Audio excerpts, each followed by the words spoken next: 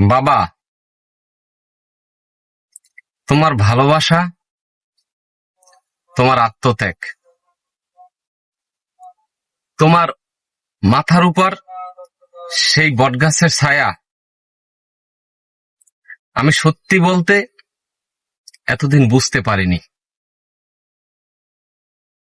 ছোটবেলায় মনে হতো তুমি কেন এত কঠিন, কেন এত বকা দাও, কেন আমার সব ইচ্ছা পূরণ করো না। তখন মনে হতো তুমি হয়তো আমাকে বুঝো না, তুমি আমার বিরুদ্ধে। কিন্তু আজ আজ আমি নিজেই একজন বাবা। আজ যখন সন্তানের একটু জ্বর হয়, আমি অস্থির হয়ে যাই।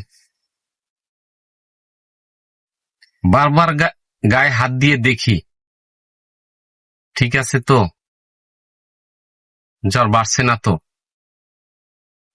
সে একটু কাঁদলে আমার বুকটা কেঁপে ওঠে। মনে হয় এই কষ্টটা যদি আমি নিতে পারতাম। রাতে যখন সে ঘুমায় না, আমি জেগে থাকি, চোখে ঘুম আসে, কিন্তু মনটা ঘুমাতে দেয় না। আর ঠিক তখনই হঠাৎ করে তোমার কথা মনে পড়ে বাবা। একদিন আমিও তো এমনই ছিলাম। আমি অসুস্থ হলে তুমিও কি এরকম অস্থির হয়ে যেতে? আমি ঘুমিয়ে থাকতাম আর তুমি জেগে থাকতে।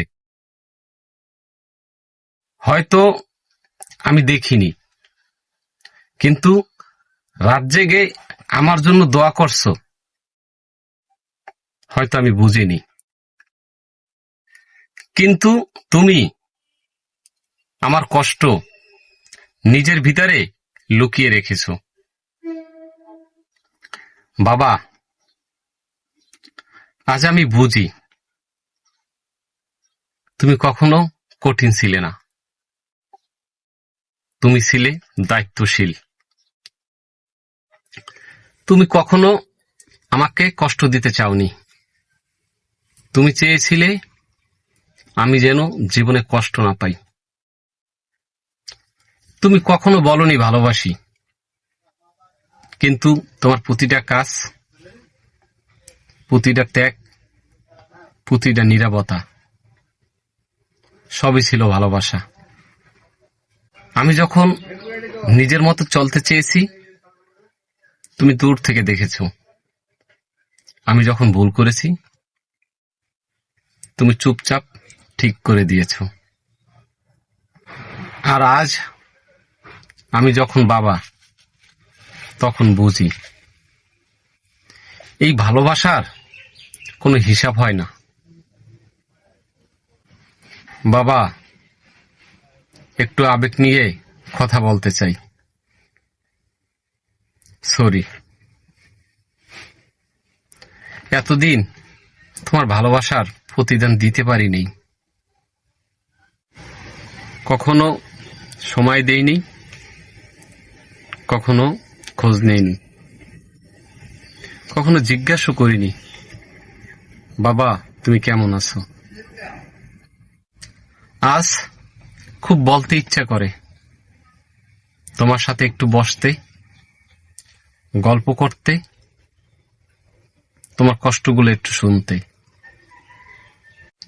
কিন্তু জীবনটা এমন হয়ে গেছে, সময় থাকলেও আমরা সময় দিই না। তাই আজ একটা কথা বলি, যারা এখনো তাদের বাবাকে পাশে পাচ্ছেন, দয়া করে দেরি করবেন না। একটু সময় দিন, একটু পাশে বসুন। একবার ফোন করুন, একবার বলুন, বাবা আমি তোমাকে ভালোবাসি। কারণ বাবারা কখনো নিজের কষ্ট দেখায় না, তারা শক্ত থাকার অভিনয় করে, কিন্তু তাদের ভিতরেও একটা নরম মন আছে,